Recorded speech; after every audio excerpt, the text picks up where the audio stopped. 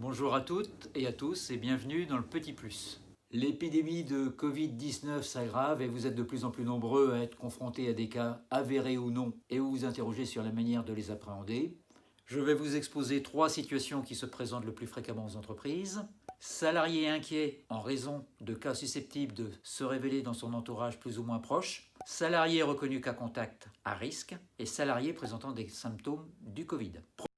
Premier cas de figure, mon salarié me dit qu'il aurait été probablement en contact avec une personne susceptible d'avoir été en contact elle-même avec une autre personne affectée par le Covid-19.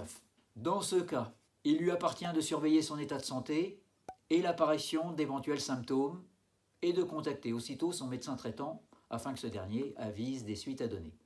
S'il ne l'a pas fait, il faut que vous l'engagiez à consulter son médecin. L'employeur, au passage, rappellera à l'ensemble du personnel les précautions et mesures à prendre dans le cadre du travail, et pour ce, se référera au guide Covid de l'OPP, et il insistera sur l'autodiagnostic santé que chaque collaborateur, chaque jour, doit mettre en œuvre avant de venir travailler. En plus, il sera prudent de refaire un point sur les mesures mises en place dans l'entreprise, leur application effective, voire prendre contact avec les médecins du travail, afin d'étudier les conditions de la poursuite d'activité, voire l'établissement d'une procédure en cas de Covid. Cas numéro 2. Mon salarié est cas contact évalué à risque, reconnu comme tel par l'assurance maladie, l'agence régionale de santé, c'est-à-dire qu'il a côtoyé de manière rapprochée ou dans un espace confiné un cas avéré, sans mesure de protection suffisante ou efficace. Le salarié sera mis à l'isolement durant les 7 jours suivant le contact. S'inscrira sur le site déclare.amélie.fr pour demander une prise en charge au titre d'un arrêt dérogatoire. À l'issue de cette période, il passera le test de dépistage. Soit ce test est négatif et le salarié revient travailler, soit le test est positif.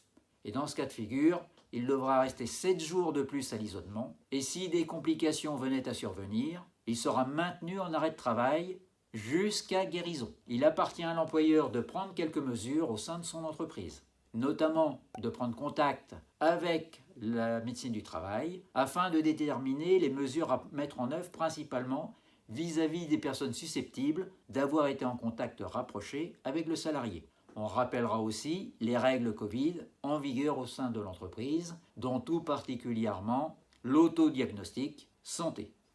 Cas numéro 3. Mon salarié, alors qu'il est au travail, sur un chantier ou à l'entreprise, présente des symptômes pouvant laisser entendre qu'il pourrait être affecté du Covid. Pour rappel, les principaux symptômes sont listés dans l'autodiagnostic santé que chaque collaborateur, chaque jour, doit mettre en œuvre avant de venir travailler.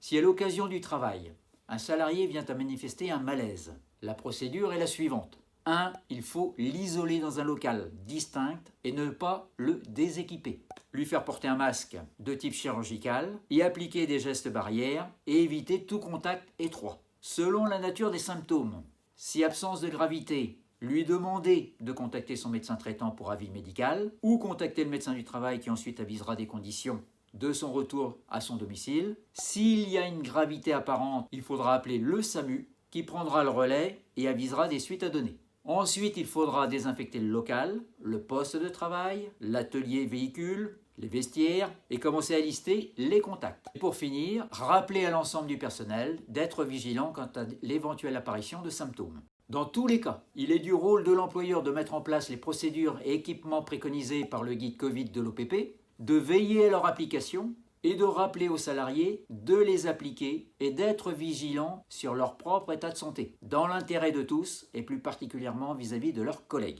Le petit plus est à présent terminé. N'hésitez pas à nous contacter pour plus d'informations sur ce sujet. On se retrouve très vite pour une nouvelle actualité. À bientôt.